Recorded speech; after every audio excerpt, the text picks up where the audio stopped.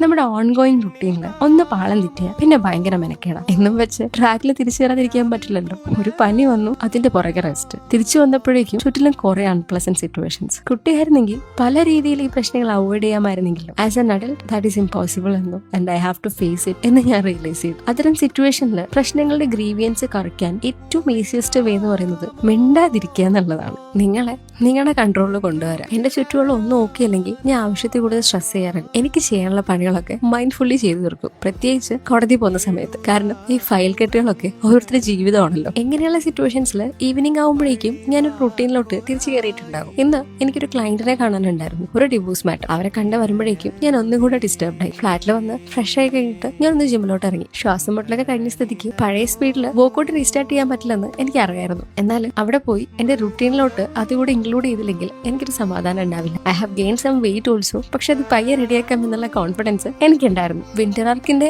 ആവേശമൊന്നും അത് കഴിയുമ്പോഴേക്കും ഇല്ലല്ലോ എന്ന് ഞാൻ തന്നെ ചിന്തിച്ചു കൂട്ടുന്നുണ്ടായിരുന്നു. പക്ഷെ ഹെൽത്ത് ഓക്കെ അല്ലാതെ നിങ്ങൾ വർക്കൗട്ട് ചെയ്ത് കഴിഞ്ഞാൽ ബോഡി കുറച്ചും കൂടെ ടൈം എടുക്കും ഹീൽ ആവാൻ വേണ്ടിയിട്ട്. അത് നിങ്ങൾക്ക് കൂടുതൽ നഷ്ടം ഉണ്ടാകും. അതുകൊണ്ട് പയ്യെ തുടങ്ങിയാൽ മതിയെന്ന് ഞാൻ എന്നെ തന്നെ മോട്ടിവേറ്റ് ചെയ്തു. എനിക്ക് കംഫർട്ടബിൾ ആയിട്ടുള്ള ഫുഡ് ഉണ്ടാക്കി ഫ്രിഡ്ജിൽ വെച്ച് കഴിഞ്ഞാലേ എന്റെ റുട്ടീൻ കംപ്ലീറ്റ് ആവുന്നുള്ളൂ. അതോടെ കഴിഞ്ഞ് ഡിന്നറിന് കുറച്ച് ചോറും കഴിച്ചിട്ടാണ് ഞാൻ കിടന്നുറങ്ങിയത്. അപ്പം നമുക്ക് അടുത്ത വീഡിയോയിൽ കാണാം. ബൈ.